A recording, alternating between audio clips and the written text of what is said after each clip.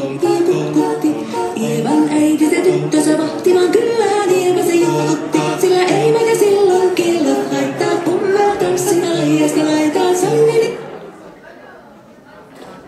Sayın seyirciler, kaçan deli dışarısını gördükten sonra derin bir pişmanlık içinde aramıza geri dönmüştür. Yerlerinizi alabilirsiniz. Birazdan ikinci perde başlayacak. Başlıyor. Başladı. Hey!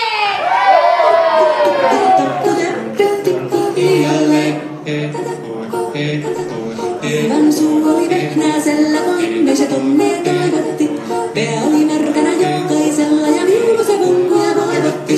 Ei tätä poikoo märkyys haittaa, silloin raskoo laidasta laitaan sangeli hipputti. Tipput tipput hiljalleen. Ievan äiti se tammuurissa virsiä veiseltä ujuutti. Kun tämä poika naapurissa ämmän tyttöä nuijutti. Eikä tätä poikoo ämmän haittaa, silloin raskoo laidasta laitaan sangeli hipputti. Tipput tipput hiljalleen.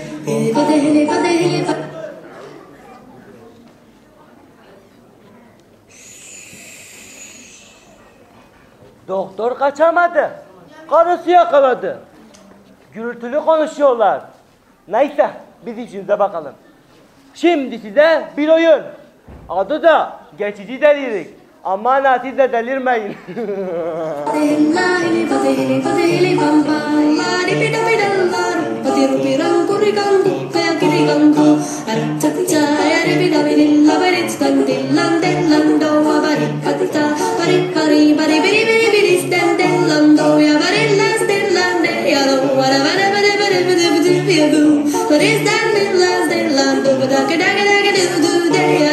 Siellä oli ystiä soike ja rakensain minä kerran sytkytek.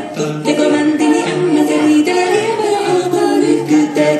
Minä sanon Eevalle mitäpä se haittaa, askema vielä hiljasta laita. Ya lanet olsun ya. Yine ne oldu sana? Ya ne olacak? Sosyete haberlerini okuyorum. Bir benim şu babama bakıyorum. Bir de el alemin babasına. Adamlar bomba gibi. Sportmen, sosyetik ve tabii ki de zengin. Sus! Zaten sinirlerim bozuk. Bir de kafamı bozma benim şimdi. Yani anne başka birini bulamadın mı? Niye şu babamla evleniyorsun? Ben mi buldum ayol? Anneannem buldu. Ona sor sen önce. Doğru. Ben buldum da aslan gibi adam diye bayılan da sen değil miydin? Aman boyu devrilsin onun. Öğretmen diye bayram etmiyor muydun? Öğretmenlik o zaman güzeldi. Şimdi böyle olacağını nereden bileyim ben anne? Sofrada ne şarkılar söylüyordu? Kim? Babam. Sonradan böyle oldu. Sanki dut yemiş bülbül. Yani ne zaman gezmek, eğlenmek, süslenmek için para istesem tansiyonu fırlıyor. Ben de haftada bir alışverişe gidiyorum ya, onunla bile çok görüyor. Ne? Yoksa sana bir şey mi dedi anne? Haddine mi düşmüş? Ağzının payını veririm. Benimki sezinti. Güya isteklerimize de artık para yetiştiremiyormuş. Çalışsın ayol, rüşvet alsın. Tabii canım, ben de söylüyorum. Vazifeni suistimal et zimmetine para geçir diye. Adamda kafa yok ki. Tutturmuş da bir namusla namus gidiyor. Keşke bankerlik yapaydım. Tabii 5-10 sene yatar çıkardım. Biz de biraz Avrupalarda gezerdik. Millet tatil için Paris'e gidiyor. Ay, biz köye. Sinirlerim bozuldu işte. 5 dakika geçmiş bugün. 5 dakika gecikmiş yani eve. Buradayım sultanım, geldim. Adamı an, sopayı hazırla. Ah, bugün çok yoruldum efendim. Akşamın şerifiniz hayrolsun. Nerede kaldın bugün? 5 dakika gecikmişsin. Yana açılmış ayakkabıma 2 çivi vurdurdum. Yoksa geç kalır mıydım? Bu ne güzellik, gözümün nuru. İyi, sırnaşma, ter kokuyorsundur sen şimdi. Haklısın karıcığım. Sen nasılsın benim melek yavrum? Ah canım evladım, hassasiyetin üzerinde. Sen nasılsın Valide Hanım? Ben elini öpeyim. İstemem. Çekil şuradan. Bu ne ikide bir şap şap şap. Ben eli öpülecek kadar yaşlı mıyım? Estağfurullah, ben saygımdan öpüyorum. Sen kayınvalideni yolda oturtabiliyor musun? Maalesef hayır. Altına şoförlü araba çekebiliyor musun? Maalesef hayır. Emine aşçılar, uşaklar verebiliyor musun? İzzeti nefsimi bu kadar hırpalamayın efendim. Para, para, para. Ben saygı diye ona derim. Sana gül gibi kızımı verdim ben. Ben de 20 yıldır o gülün bülbülü değil miyim? Hadi hadi sus. Baş üstüne sultanım, ben biraz dinleneyim. Dur. Nereye gidiyorsun sen? Daha pirinç ayıklayacaksın. Peki hayatım. Hafize Hanım niye ayıklamadan gitti? Kadının başı dertteydi. Nasıl ayıklasın? Ne olmuş? Oğlu yine içmiş. Ne diyorsun? Gece yarısı bağırıp bütün mahalleyi ayağa kaldırmış. Terbiyesiz. Ayırmak isteyenlere de bıçak çekmiş. İşte alkolün etkisiyle cinneti muvakkate, yani geçici delirme. Hafize Hanım rica ettim. Beyefendi biraz nasihat etsin. Belki bir müddet uslu durur diyor. Adam seni bir şey sanıyormuş herhalde. Senden çekiniyor da. Evet, okulda da biraz benden çekinirler. Güldürme beni ayol. Kim senden niye çekinsin? Haklısın sultanım, bulaşığı da benim üstüme kalır. Adamı içeri al, adı neydi? Şevket, Çamur Şevket. Bana bak, sakın baştan sağma konuşma. Hafize Hanım alınır da gelmezse mahvoluruz. Peki sultanım. Hadi anne biz çıkalım. Vallahi bu Hafize Hanım'ın da aklına turp sıkayım. Kim korkar bu iskurttan? Fi! Amanın! Rabbi yesin! Ve la teessir! Seheline bifadika edel Fatiha! بابا له من قرب السلام عليكم Aleyküm selam, oturmaz mısınız? اي والله abi Oo, ne güzel oturdunuz, güle güle oturun.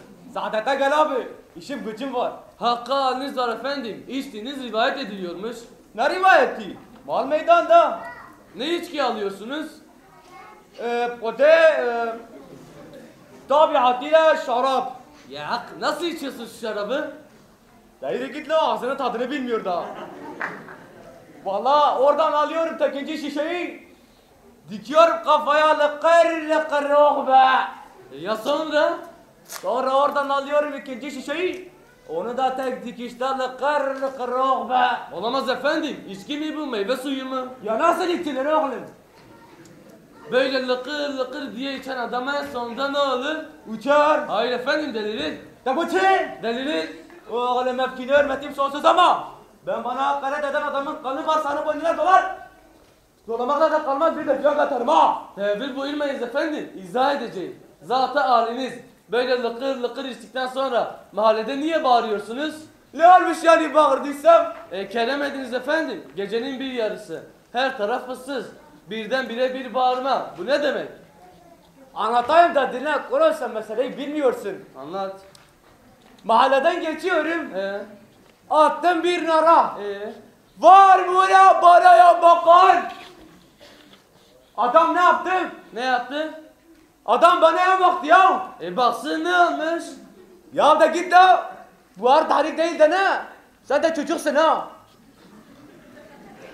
Subhanallah. Senin izzet-i nefsin vardır herhalde. Tabii benim izzet-i nefsim var. Benim yok mu sence? O senin meselen. Bir de bıçak çekmişsin, o ne demek peki? O de o. Aletli jimnastik. Dikkat bro. Are. Bu aletli jimnastik. Ya bu böyle gitmez hop. İçkiyi bırakacaksın. Ne dedin sen? İçkiyi bırakacaksın. Abicim. Öden hayır lan. Eca içkiyi bırakmak kırım. Eca çıkalı. Öde daha iyi oğlum. Öyleyse dımsı pekmez için bari. Eca çıkalı la. Dımsı bakmaz. O diş ağrısı ilacı değil mi Bremen? Neymiş lan? Ne münasebet? Daha konuşmasını bilmiyor bu. Eca. Bırak kızma. Ben nereden bileyim bu dımsı bakmaz. O nizamçı. İçmemişsindir, çok doğru. Çünkü dımsı pekmez böyle lıkır oh be diye içilmez. Adabıyla içilir. Adabıyla içince de hiçbir şey olmaz koçum. Koçum? Koçum? Tamam için. Kusur ederiz abi. Hala şu dımsı bakmaz bakmak bu nedir o? Bu bakmaz bakmaz anlatsana şunu. Hala ben de fotoğraf çekeceğim sana hadi. Ya nasıl anlatsam bilmem. Masanızı bahçeye kurarsınız. Abi bizim evde bahçe yok. Bu iş yatar ha. Kur'an. Balkona kur. Ev tek katlı. Malzem sarkayni. Odaya kur. Heh. Ha bak bu olur ha. Sende gelişme var ha. Bak çocuktun büyümüşsün ha. Be Kur'an. Açık bırakacaksın pencereni. Ben her gece sarhoşum. Derdimden böyle. Ay. Oh, bir yudum dımsı pekmez alacaksın. Allah Allah. Biraz da zeytin. Kuru dileğimi çiğ kuru. Sıra Müslüm Gürses Bey'de. Son pişmanlık Ne yarar? Her şeyin bedeli var. Sonuna kadar. Oh, bir yudum daha dımsı pekmez alacaksın. Biraz da meze. Oh. Ah vallahi Sıra Azer Bülbül Bey'de. Düştüme yani. Düştüme yani. Hala sese bak. Valla elimizde bu var. Neyse. Bir yudum dımsı pekmez daha alacaksın. He. Biraz da siyah zeytin yine. Oh. Anasını bile satarım. Ya sıra yine Müslüm Gürses'ten. Ha. Kaç kadeh Kırıldı sarhoş gönlümde. Bir türlü kendimi ne yaptım? Ya bazı sebepler yüzünden şarkıya devam edemeyeceğim. Geç Ali. Bazı çabuklar yüzünden düm. Taro. Bir rakı, bir meze, bir şarkı, bir dims, bir ekmek ve bir pekmez. Çaktım abi, sen mehter usulü içiyorsun. Canım çekmediyse iki gözüm önüme aksın abi. Kalk bu gece içmeye gideceğiz, dayanamayacağım. Bırak. Ben 20 yıldır ağzıma içki sürmedim. Niye ya? Nasıl diyeyim? Sıkra Bişke validem ve eşim var. Her türlü masrafımı sıfıra indirdim. Yine de yetiştiremiyorum. İlaç cinayete bir şey valla. Bro, içim koyun oldu ya. Bes ya. Ölümü gör ölümü. Kalk bu gece içmeye gideceğiz. Seni Kör Salih meyhanesine götüreceğim ha. Kıyak meyhanecidir. Masamızı ıhlamurun altına koyar. Hulili gramofonu bile var ha. Ne diyorsun? Şerefsizim abi. Ya biliyorum şerefsiz olduğunu da.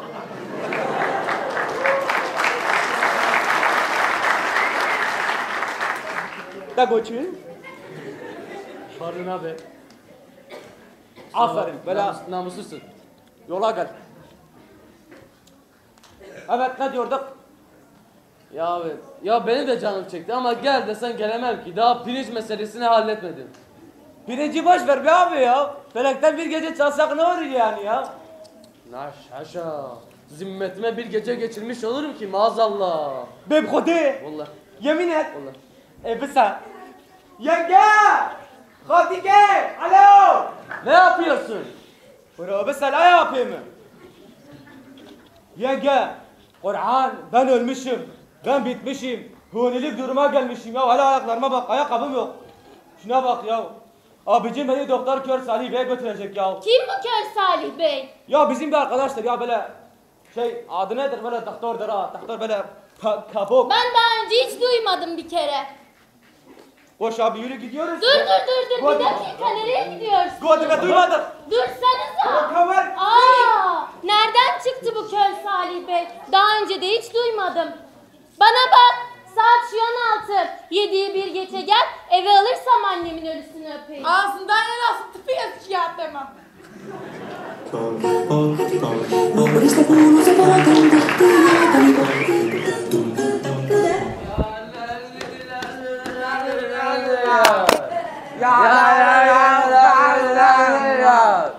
Bize derler Mardin'de Türkiye delikanlı Hop! Hayda di hayda Bu gece barda Gönlüm o barda Çalsın sazlar oynasın kızlar Hayda di hayda Iivan suu oli vehnäisellä, toinen se tonne toivotti. Pää oli märkänä jokaisella ja viulu se konkkuja voivotti. Ei tätä poikoo märkyys haittaa, sillä raskoo laidasta laitaa. Sarvili hipput, äppili tipput hiljalleen. Iivan äiti se tammoorissa virsiä veisata nuijuutti. Kun tämä poika naapurissa ämmän tyttöä nuijuutti. Eikä tätä poikoo ämmän haittaa, sillä raskoo laidasta laitaa. Sarvili hipput,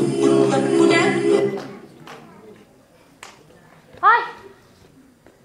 Saat onu geçmiş, adam ortalıkta yok. Bak üstüme yemin ettiğinde ne olursa olsun onu içeri almayacaksın. Alırsam kör olayım da nerede kaldı bu saate kadar? Bir şey mi oldu acaba? Belki bir aksilik çıkmıştır anneciğim. Aksilik mi? Ben anlamam ayol. Adamı parçalarım, 7 mahalleye rezil ederim. Aferin kızım. Bunlara bir kere bile fırsat vermeyeceksin. Sonrası çorap söküğü gibi gelir zaten. Bilmez miyim anne? Sen hiç babama yüz verir miydin? Vallahi hiç vermedim. Ta ki adam bizi bırakıp kaçana kadar. Bunda kaçacak cesaret de yok. Sanki ona o cesareti verir miyim? İşte bunu başaramamıştım. Yarın pabucuyla kibarlık taslasın o. Tek bildiği şey bu zaten. Bu? Ay bu neydi?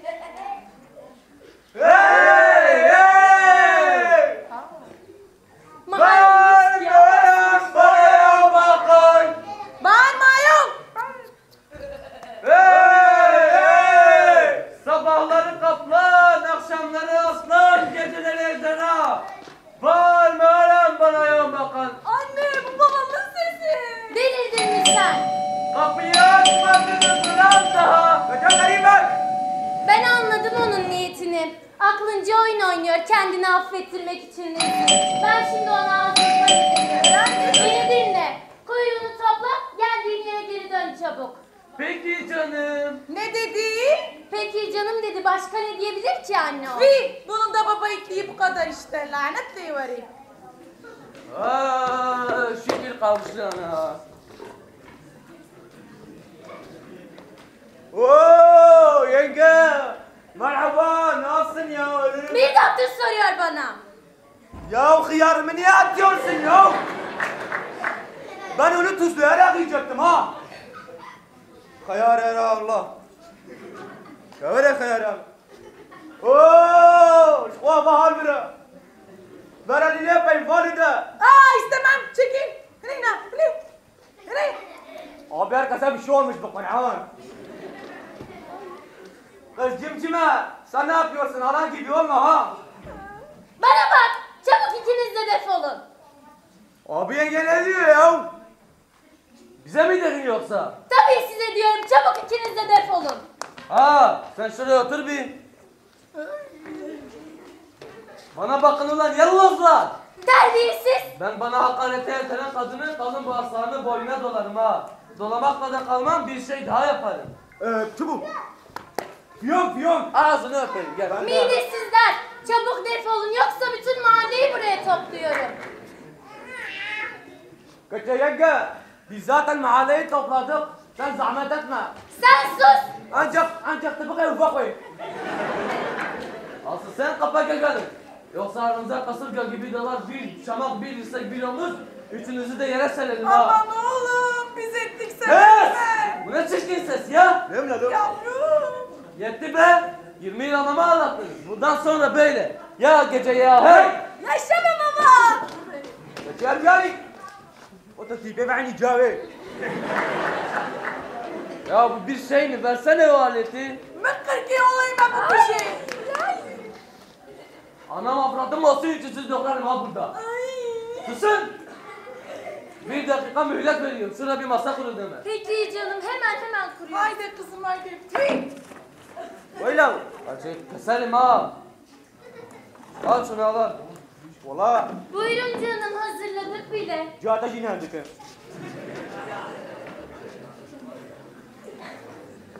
Haylo.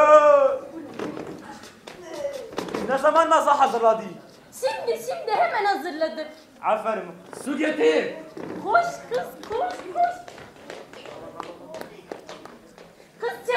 Sıcak nerede kaldın? Ceko! Yavaş! Gece yavaş yavaş! Ceko tipe ve tonika ha! Ben size hemen bir şeyler hazırlayıp geliyorum.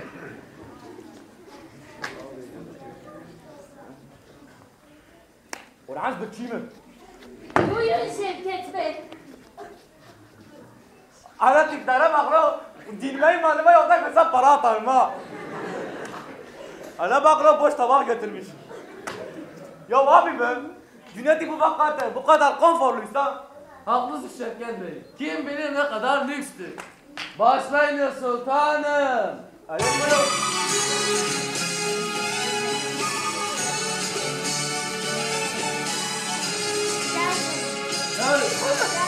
Ceko tipe ve lo. Telefon teyzeyle. Seni düşünürüm dün akşam yine. Sevmek seni bir suç ise affet günahımı ey sevgilim. Diz çöküp yalvarayım. Bırak dizlerinde ağlayayım. Seni bir daha hiç üzmeyeceğim. Sevgilim tek eşimsin. Sonsuz bir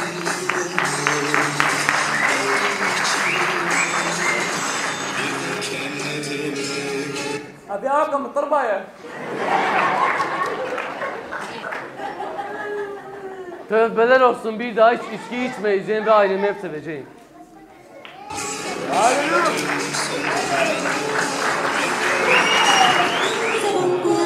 Ei tätä poikoo märkyys haittaa, sillä raaskaa laljasta laitaa. Sarvilipput, sarvilipput, äppilipput hiilleen. Hieman äidisen tammoorissa, virsiä veisata nuijuutti.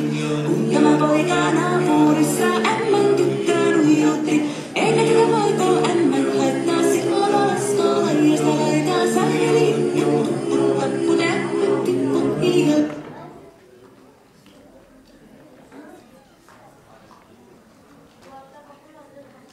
Doktor kaçamadı. Karısı yakaladı. Arkadaşlarım mülakada doktoru tedavi ediyorlar. Neyse. Şimdi size bir oyun. Umarım beğenirsiniz. Nuorista kuului se vaatan tahti, jaakani pohtii kutkutti.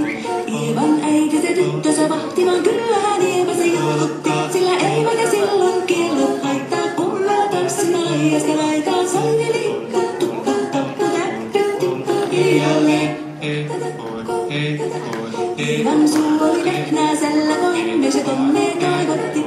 Pää oli märkänä jokaisella ja viulu se vonkuja voivotti. Ei tätä poikoo märkyys haittaa, sillä raaskaa laijasta laitaa. Salvilipput, sarvilipput, äppilipput hiljalleen. Ievan äiti se tammoo.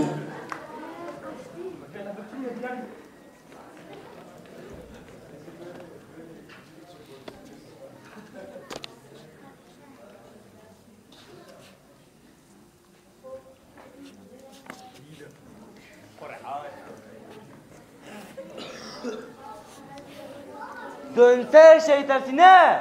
Eski şemsiye gibi. Ne hoş olurdu hayat. Doyulmazdı tadına.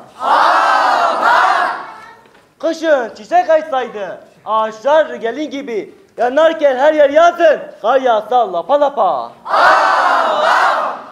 Ancak kim istiyorsa biri o mutsuz olsaydı. Zevkten ölseydi yalnız şu garip insancıklar. 10.000 yıldır dünyayı akıllılar yönetti. Oysa biz yönetseydik neler olurdu neler.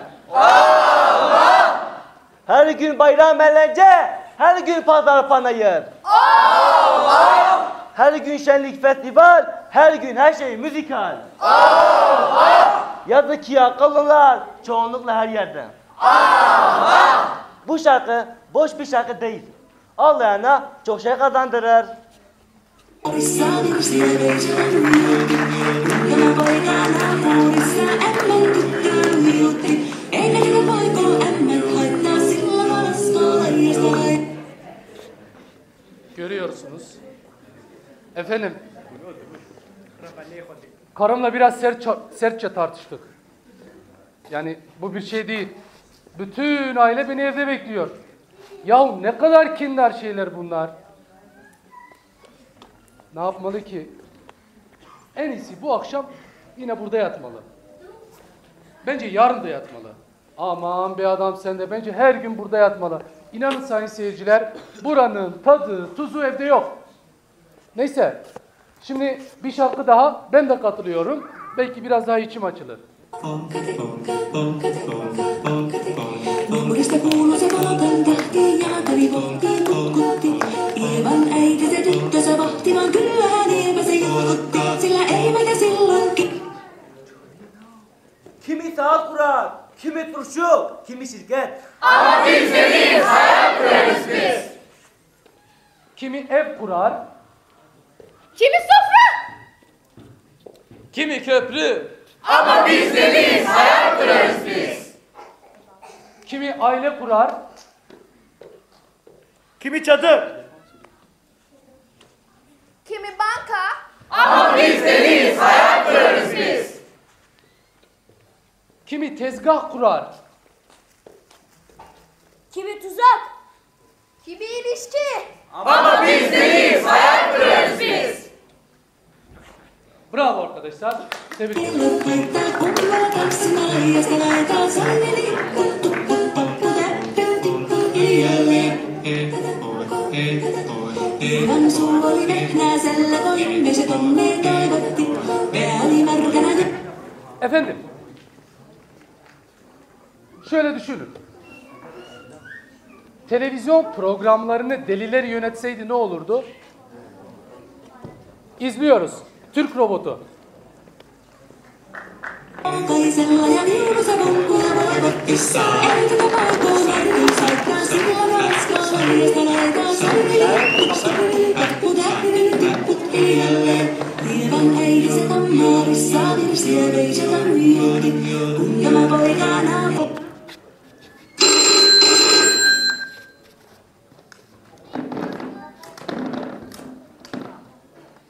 Alo! Karıcığım! Mimozum! Manolyum! Aşkım benim! Nasılsın? Valla ben de iPhone'la konuşuyorum. iPhone! Koca iPhone! Ay 6S! Dinle! Japonya eşantiyon olaraktan bir robot ısmarlamıştım ya. Bu sabah çıka geldi herif. Yok hayatım robot yani. Görünce şaşacaksınız valla. Aynen insan yahu, tıpkı biz. Gelir gelmez tır şu kız herife istedi. Ha, daha biraz da kışkıramadım. Şimdilik bastı bacak diyorum. Bakıma yolladım. Basın mensuplarıyla tanıştıracağım. Bakımlı karısı. Gayet esprili ve tam bir Türk. Hadi öperim kamelyon. Orkidem, satır tırnağım. Ne kızıyorsun be? En güzel kır çiçeği böyle cart sarı açar. Kapattı. La havle. Ulan biz de bir zamanlar kır çiçeği değil miydik? Sonradan kapak çiçeği gibi açmadık mı?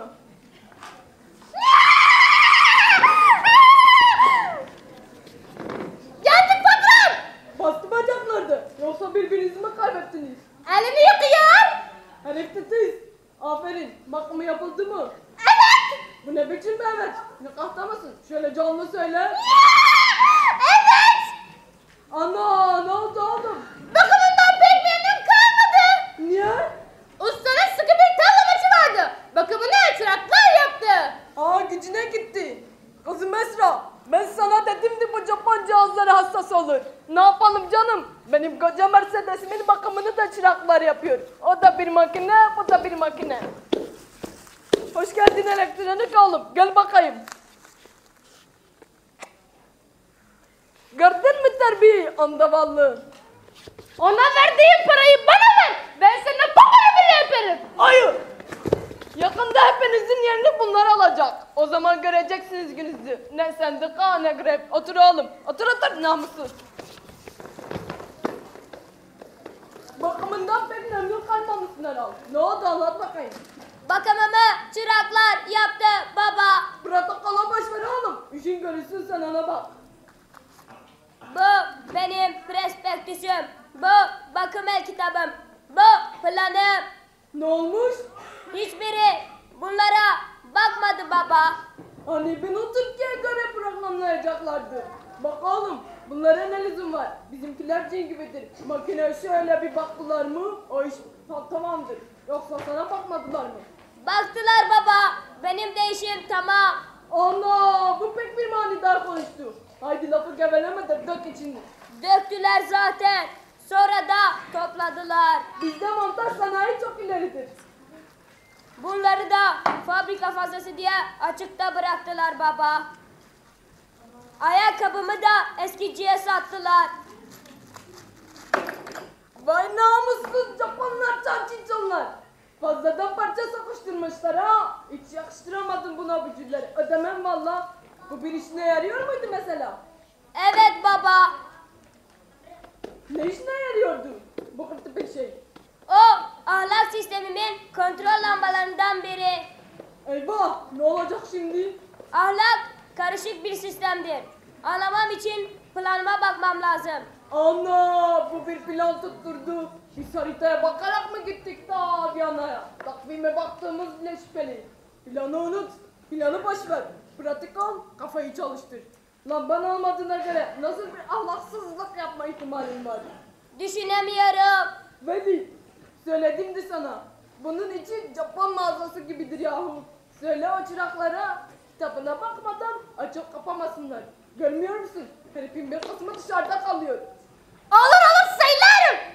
Başka bir şikayetin var mı canım oğlum? Evet baba. Ne var lan?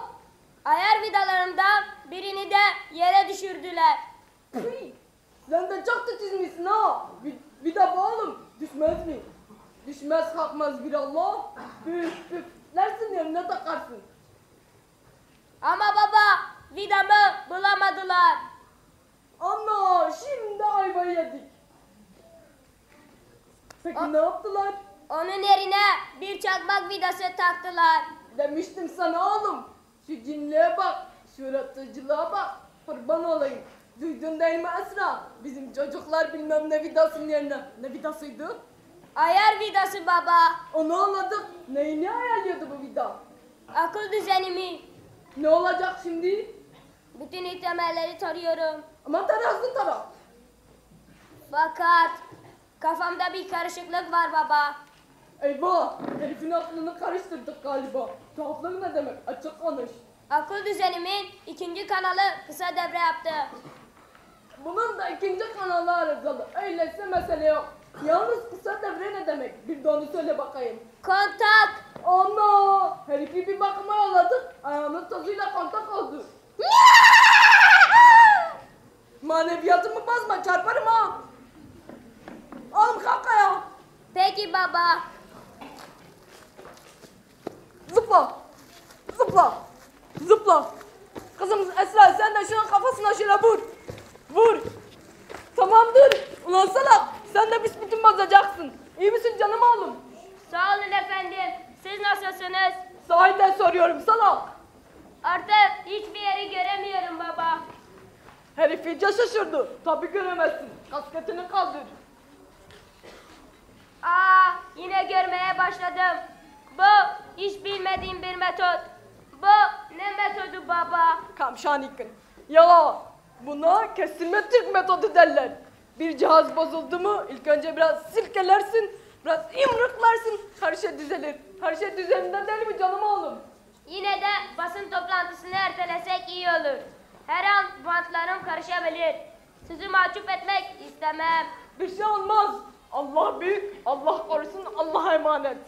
Sen çık dışarı bakayım, oğlumla mahrem konuşacağım. Otur oğlum. Baba, Efendim oğlum. orada. Dışarı. Bak benim canım oğlum. İstikbalim sana bağlı. Aman bir hata yapayım deme. Hep böyle terbiyeli ol. Uzun konuşma.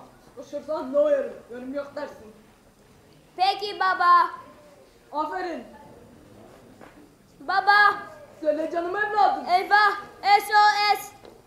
Bip bip, gazetecilerin arasında kadınlar da var. Nasıl anladın namussuz?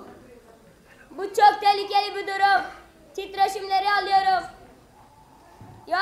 Yağ basıncım yükseliyor. Aklım karma karışık. Aman oğlum. Dikkatli ol. Sakin ol, akıllı ol. Artık çok geç baba. Bana mukayyet ol. Ulan baksana, herifin ahlakı bozuldu. Aklının ayarı kaçtı. Bir halt ederse yanarız. Kapıda bekliyorlar. Al içeri. Bakalım ocağına düştüm. O ne demek? O ne demek ne demek? Herif Türkçeyi unuttu. Ulan bastı bacak. Japonca söylüyorum. Pratik zekanı çalıştır, bir seferde anla. Sayonara Fujiyama, yoksa Chanchicho Nagasaki Hiroshima. Anladın mı ona göre? Ana, şimdi hapı yuttuk. Bunların cümlesi karır. Herif büsbütün azacak. Sayın Fesil mensupları, sizlere teknoloji insan harikası olan bir robotu takdim ederim. Hoş geldiniz. Merhaba. Nasılsınız? Aleykümselam. Merhaba. Merhaba. Hay. Ana! Şeysiz Türk kardeşlerini görünce biraz heyecanlandı da. Kusura bakmayın arkadaşlar. Bu robot her işi yapabilir. Aylık, zam, izin, tazminat, grev hakkı istemez. İtiraz etmez, şikayet etmez, münakaşa etmez. Tam bize göre bir işçi. Türk ve örf adetlerine de uygun olarak imal edilmiştir. Konuşabiliyor mu? Evet bebeğim. Ne şirin! Türkiye'de ne olarak çalışmayı düşünüyorsunuz? Kadın doktoru. Kadın terzisi. Kadın berberi. Allah kahretsin! Herifin aklı kadına takıldı. Kendinize bir iş yeri açmayı düşünüyor musunuz? Hem de nasıl? Ne mesela? Kadınlar hamamı. Allah cezanı versin azgın herif. Hangi Türk yemeklerini tercih ediyorsunuz? Aman iyi, bu sorudan bir sakatlık çıkmaz. Hadi cevap ver oğlum. Ayşe kadın fasulye. Manyak! Kadın mudu köfte. Dilber dudağı. Kadın göbeği. Harika! Bu serseri iyice ne sapıttı? En beğendiğiniz tarih kahramanımız? Nuri Alço. Bana hatırda kalsın inşallah. Rezil olduk Esra. Bu düpedüz delirdi arkadaşlar. Bir dakika efendim. Lütfen karışmayın. Her an bir terslik olabilir. Bu şeyin bir lambası bir vidası eksik. Hayır, gayet esprili. Sosyetik. Hatta feminist. Tam bir playboy. Ağzını ye. Ana! Galiba paçayı kurtarıyoruz Esra. Öyleyse mesele yok. Buyurun sanık sizin. Türk örf ve adetlerine göre imal edildiğinizi kanıtlayabilir misiniz? Ah işte soru bu. Elbette. Mesela sünnetliyim. Şüpheniz varsa göstereyim.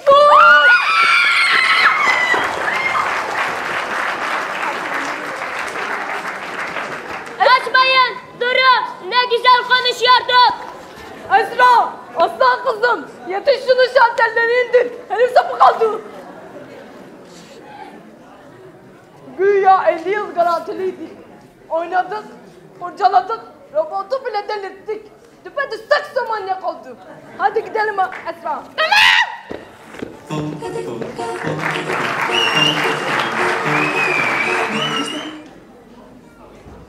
Evet, efendim. Burada, yani Deliler Hastanesi'nde zaman o kadar hızlı ve güzel geçiyor ki Deliler Hastanesi'nde zamanın nasıl geçtiğini anlayamazsınız. Efendim, tıpkı bizim Refik Bey'in yaşadıkları gibi. Bakalım bizim Refik Bey neler yaşamış. Buyurun.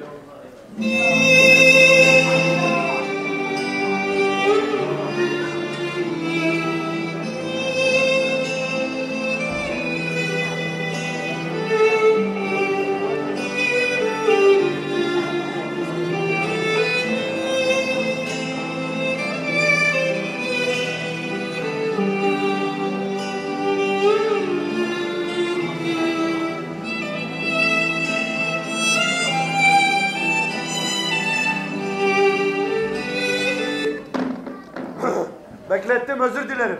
Beni çağırtmışsınız. Hemen geldim. Yoksa babam durumu daha mı ağırlaştı? Hayır efendim, Ne münasebet. Babanızın zaten iyileşme alametleri vardı. Dün birdenbire iyileşti. Biz de anlamadık. Demeyin doktor bey. Evet. Bu sabah her türlü testten de geçirdik. Akıl, fikir, şuur, kafa, her şey yerinde maşallah. Sağ olun doktor bey. Bu harika bir haber. Babanız artık iyileştiğine göre burada delilerin arasında kalması mümkün değil.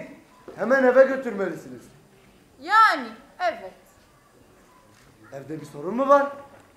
Yo hayır efendim, ne sorun olacak?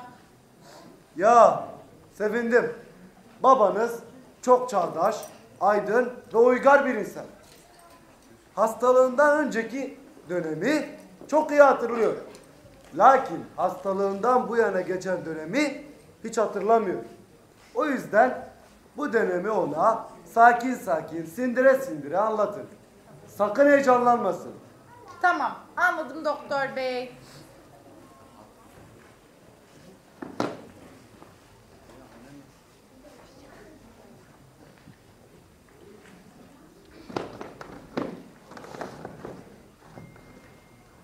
Refik Bey geldiler efendim. Buyursun buyursun. Lütfen çok tabi davranın. Ben akşam eve uğrar, bir muayene ederim. Teşekkür ederim doktor bey.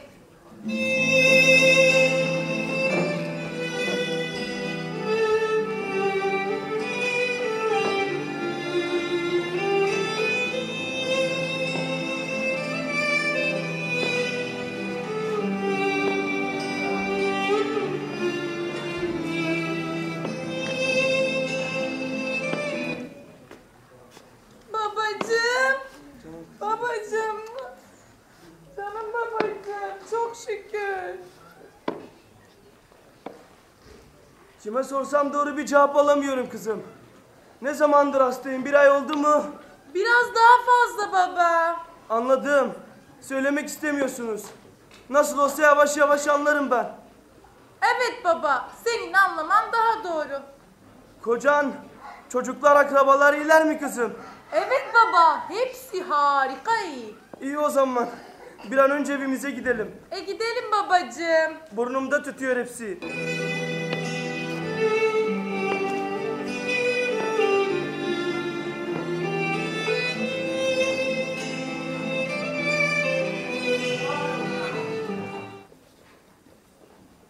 Ah Kevser. Evet gelene kadar neler oldu neler. Vitrindeki eski Türkçe ilanlarını görünce babamın nabzı yükseldi. Ay. Sahi biz İstanbul'da mıyız diye sorup duruyordu. Hele şoför Arapça şarkılar çalmaya başlayınca da tıkandı kaldı. 10 yıl geçti aradan. Her şey çok değişti hanım. Ay hele hastaneden eve 15 milyon yazınca tıkandı kaldı. Zavallı o da haklı. Hastaneye girmeden önce aylığı 60 bin liraydı. O da haklı. Ah ah. Ay acaba damadını görünce ne yapacak? Ay kötü olur. Ay hele çocuklarıyla karşılaşınca. Aman hanım üzülme. Biz nasıl alışmıştık bu durumlarına, o da alışır. Türkan! Eyvah kalkmış. Daha dinlenmedi bile. Türkan! Efendim baba ya. Buyurun Refik Bey.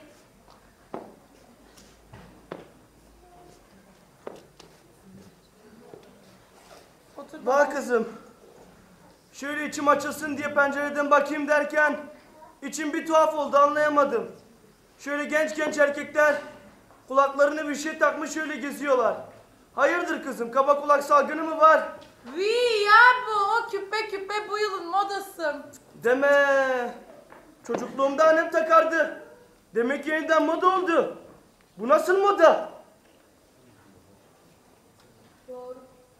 Doğrucu Davut yalancı dolmayı arıyor. Doğrucu Davut yalancı dolmayı arıyor. Ispanaklı yumurta cevap ver. Ispanaklı yumurta cevap ver. Eyvah! Beyne garipten sesler duymaya başladım. Ay baba sakin ol. O telsizden gelen sesler. Hemen kapattım. Şimdi sakin ol. Ne? Telsiz mi? Kim getirdi bunu? Kocam yani damadınız. Hasan'dan boşanıp bir casusla mı evlendin? İlahi babacım. Neden Hasan'dan boşanayım? Peki ya Hasan neden casus oldu? Neden casus olsun baba? Gizli saklı ne işler çeviriyor bu adam? Namuslu bir evde telsiz ne arar? Deli mi oldu? Yo politikacı oldu. Meyhaneyi kapattı mı? Evet turizm şirketi kurdu. Ya. Hac seferleri düzenliyor. Peki bu telsiz de neyin nesi? Onunla da adamlarıyla konuşuyor. Ben gidip yatayım. Benim zihnim daha açılmamış. Bunlar da kim Türkan? Aa baba Şebnem değil de arkadaşı. Deme. Bu kız kaçak inşaat gibi bir ayda gelişmiş. Birden tanıyamadım. Kızım büyük baba iyileşti. Aa! Oha falan oldum birden. Hello selam. Ne haber? Ne dedi? Ay hoş geldiniz diyor. Benim kulaklarım çınlıyor galiba. Duyamadım. Obbaş! Türkan. Hayalde değmiş yürüyen şeyler. Yo değildi. Deme. Keşke hayal olsaydı. Ama bunların hepsi gerçek. Tabii ki de gerçek. Olmaz. Olamaz. Orta Asya. Anadolu. Beylik imparatorluk. Yükselme gerilme. Dağılma batma derken. Ya istiklal ya ölüm. Kurtuluş. Akibet ne niyet ne kısmet olamaz. Baba sakin ol gel biraz istirahat et.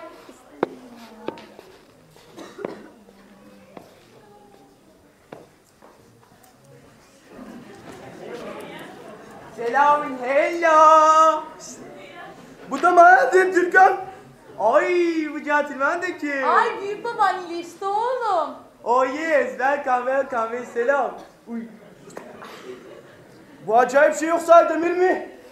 Ay evet baba bu da erkek torunum. Sizi tekrardan gördüğüm için I am very good ve Mesut. Hemen bir hoş geldin sigarası ikram edeyim. Ah! Türkan bu da sigara kaçakçısı. Hayır baba her şeyin ithali serbest. Ne serbest? Kaçakçılık mı? Ne isterseniz getirebilirim. Siz yeter ki kardan bahsedin. Ne demek oluyor bu? Bu mu? Evet. Export, import, transport. Her şey ekonomi. Her işin başı para, gayrısı palavra. All right ve amenna. Türkan, rica ederim şu adamı sustur. Ay oğlum hadi çık odana git. Ay tamam ya. Just a moment, hay. Öyleyse bye bye. Hayır. Olamaz. Kevser çabuk babama bir kahve yap çabuk. Yapıyorum. Tamam. Çay var mı? Var Lipton var, Seylan var. Getireyim mi? Ay! Melun karı. Bunlar benim canım ciğerim. Beni işletebilirler. Sana ne oluyor? Şu bunak karıyı yola deniyor oldu kızım. Sahi, bana söyleyebilirsin büyük babasıyım. Şu bizim olan nesi var? Ay baba her şeyi var. Arabası var, parası var. Her şeyi var. Böyle bir tane şarkıcı arkadaşı var. Bir Amerikalılarla çalışıyor, bir Araplarla. Böyle yani yeni bir tip babacığım. Biraz da et koy. Göçte türlü olsun. Aman bu ne karışık adam. Bir ay içinde ne tipler türemiş. Ne laflar üremiş. Hanım, Hasan Bey geldi. Bakalım bir ay içinde o ne oldu? Bu ne? Ay baba sakin ol. Ya o adam elden gitmiş. Sakin ol diyorsun. Hasan oğlum iyi misin? Elhamdülillah ve evvel hoş geldin babacığım. Ben iyiyim, siz nasılsınız? Beni boş ver. Bu ne hal? Ne var halimde? Altın kaval üstü şişhane. Politikacı üniforması mı bu? Bu ne çok moda? Anlaşılmayacak bir şey yok. Bunlar Turgut Bey kontraları. Bu Süleyman Bey şapkası. Bu Necmettin Bey'in takkası. Bu da milletimizi temsilen ya sabır tesbihi. Bu da ne demek? Yani demokrasi sentezi. Ağlamak istiyorum. Türkan, şimdi arkadaşlar gelecek.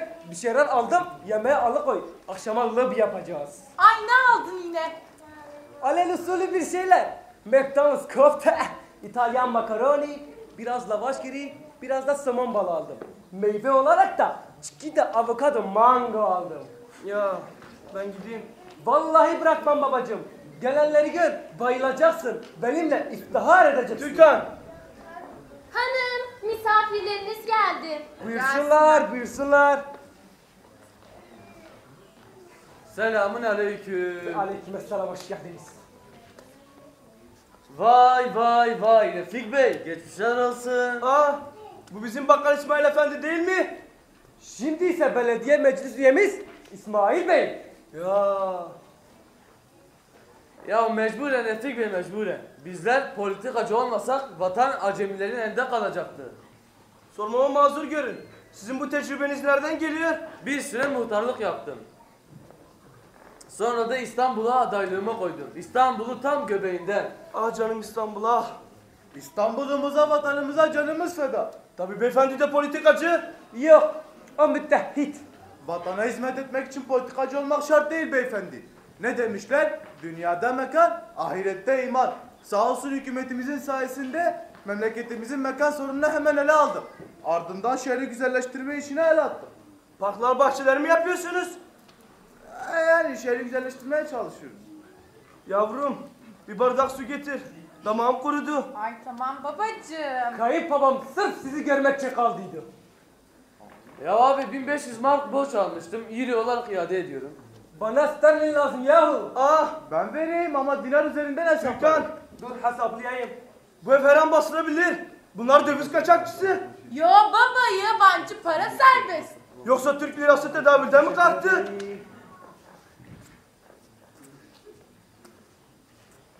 Dolar, Türk, Arap Bankası, Avrupa Birliği, elhamdülillah Başkan Bush, Kıbrıs TÜBİTAK. Deliler hastane, hastane deliler. Yavrum. Durun. Peder Bey'im şey mi diye, sesi mi geliyor? Şey diyecek galiba. Çekilin! Çekilin! Doktorcu mısır gibi yetiştin. Benim burada gördüklerimi sen orada görmedimdi. Yalvarırım beni götür. Yaşasın delilik. Yaşasın deliler hastanesi. Yazık oldu. Bir oy kaybettim. Ben deliyim. Yorgun ve yalnızım. Kaldırımlara misafirim. Gecenin gözleri üzerimde, denizin ortasında küçük bir adayım, yüzme bilmem. Yüreğimi bir yere bırakmışım. Bıraktığım yerlerden çok uzaklardayım. Kapıları kapamışım üstüme. Sürgüleri beynime çekmişim. Hey sabreden derviş. Bana da sabretmeyi öğretsene. Ben deliyim. Ama çok şey bilirim. Renkler ve zevkler hiçbir şey ifade etmez bana.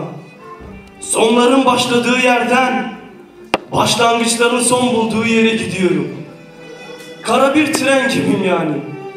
Bir istasyondan bir istasyona hep aynı raylar üzerindeyim. Ben deliyim.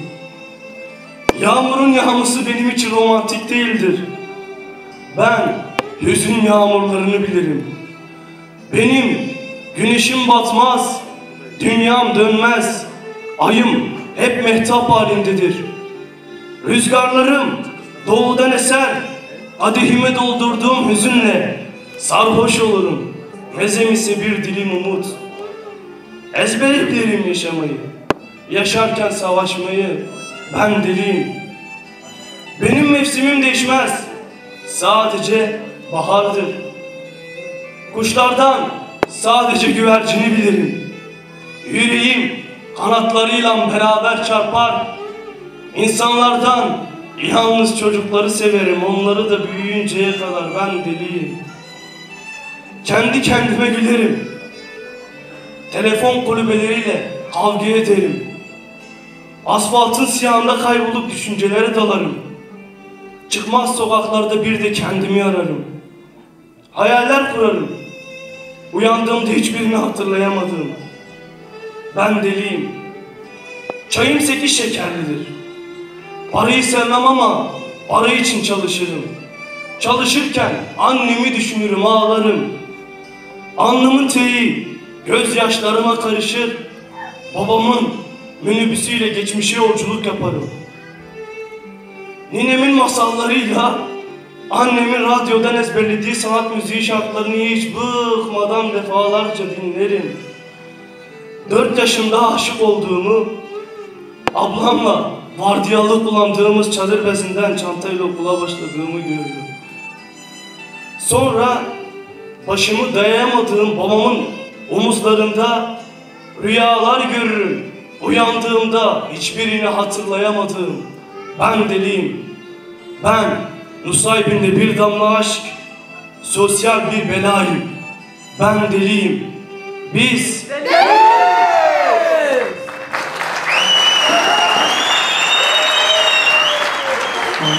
Ja se tonne toivotti, pää oli märkänä jokaisella ja Evet, nihayet oyunumuzun sonuna geldik. Tabii son çok az bir küçük bir mesaj vermek istiyorlar arkadaşlarımız sizlere. Çocuklar buyurun. Se punkkuja voivotissaan, ei tytö poikoo märkyn soittaa, sillä naskaa laidasta laitaan, salveli tipput hiljalleen. Hievan eiliset ammaarissa, virsiä veisi tammijoki, tunnema poikana.